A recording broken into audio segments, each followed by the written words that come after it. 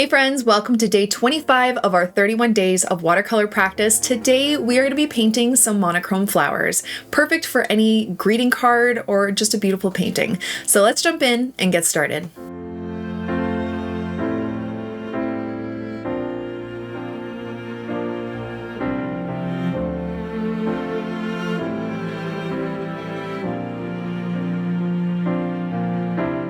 Okay friends, today we are continuing with our loose florals, but we are going to be using only one color. So kind of like the technique that we used at the beginning of the month, using the value scale, the dark and light washes of one color to create that kind of mountain scene. We're going to be doing the same thing, but with florals. Now, some of this may be repetitive, but it is such good and important practice because when you are working with watercolor, you really want to get in the habit of working light to dark and having enough depth and contrast within your work to create those dark and light values. So again, I have my size 8 round, and you're going to pick any color you like. And remember, with watercolor, we start with our lightest values. So you want to work light to dark and build up those values and contrast and depth in your work. So you can do any flowers you like with this using those strokes. So we're practicing our value scale, but we're also practicing our brush strokes.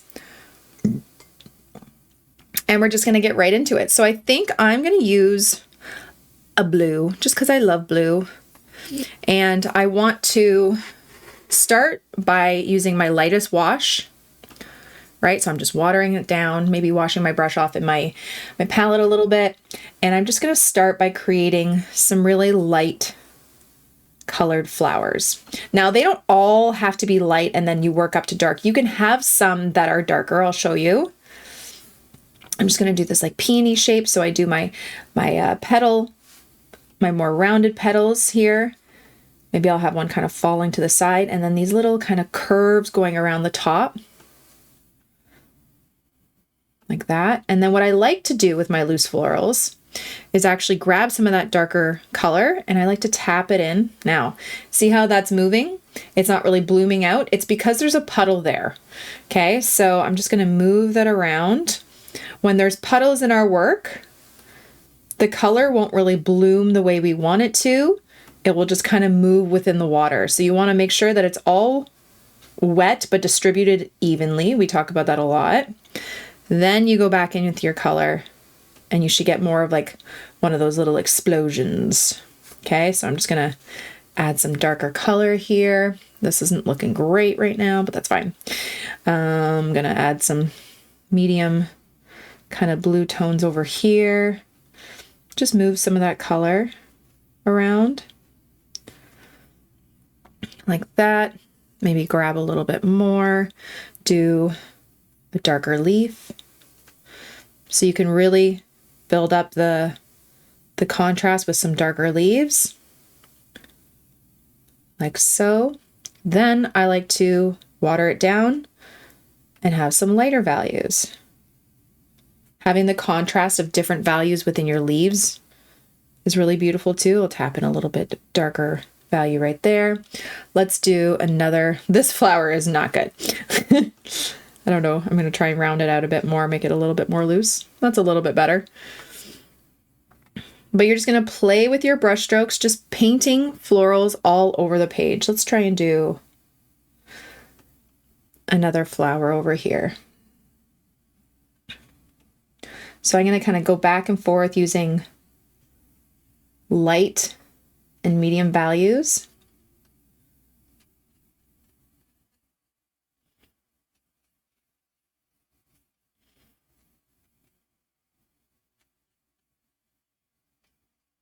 Okay, so this is fairly light. And to get a nice contrast and depth in this, I'm going to add some of that dark color right towards the center. Maybe a little bit around some of the edges.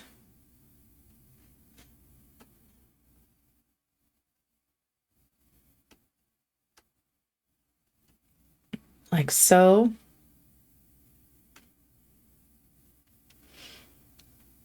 I'm going to grab some darker wash, a darker value, do a darker leaf up here, here, and here maybe. Okay, so see that contrast? And we'll go back in with some detail as well to really make it pop after it. Let's do another flower down here. I'm trying to think of what flower I want to do. Again, always starting lighter. But the one thing that's kind of tricky, especially with this paper, so this is a hot press paper that I'm working in. Your paper might be different. It's smoother, so the paint doesn't tend to soak in as easily. So you might need to move your water and paint around a little bit more to kind of get that nice, flat, evenly distributed wash. Because it tends to just glide across the page. And you don't want those puddles.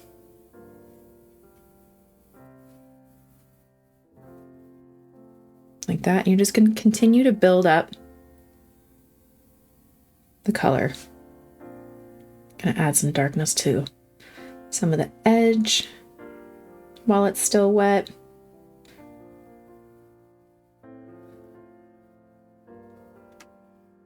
Like that. Grab my darker blue. I'm gonna do some darker leaves here. So try and build up that contrast with some darker leaves, lighter leaves. You can do one solid like dark color of a flower even. And then right beside it, have something lighter. Okay, and you're just gonna continue to build. But remember, this is just play, okay? Don't worry too much if it doesn't look perfect. I'm gonna do a little sprig of like tiny little leaves here. I'm just using the tip of my brush, maybe a couple in here. The tip of my brush to create these little leaves. So we're trying to add contrast with our color, the lights and the darks, but also with the shapes too. They're not all big leaves. You have these tiny little dark sprigs that really add a beautiful contrast in shape and size too. Okay. Then when those are dry, I like to go in back to the center of these with the darkest value I can. Hopefully when it's a bit more dry, but I'm impatient. And I'll do a little bit more of a detailed center with a really dark value, just to make it pop. See that? Kind of makes it stand out a bit more. And I'm just picking up a really dark value, more paint than water. And honestly, you can create this into a card. Like you can't go wrong with a monochrome floral painting.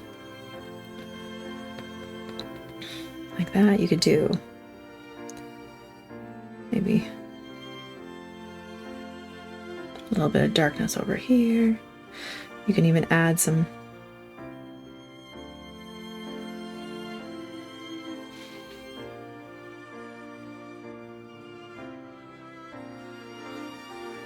extra shading there, whatever you like. But have fun and really work on those values of light and dark. So I hope you guys enjoyed that. I can't wait to see what you do, and I will see you again for tomorrow's video.